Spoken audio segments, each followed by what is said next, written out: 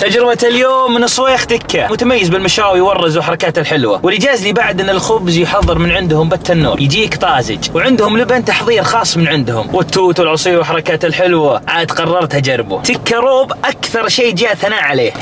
سلام. وعاد الريحة شيء خيالي. بسم الله بنجربه. خطيرة. جرب الرز والطحينة ونزل الطحينة. سلام. قطعة اللحمة مع الرز الابيض، حرارته مقبولة مرة. صوص التكة حقهم رهيب. عاد الحين الكباب. عاد عشقي الكباب رهيب. هرمون السعادة فل. سلام يا ويلي، كذا انبسطنا. لذيذ. سلام. نجرب الحار. بسم الله. حرارته مرة مقبولة. سلام.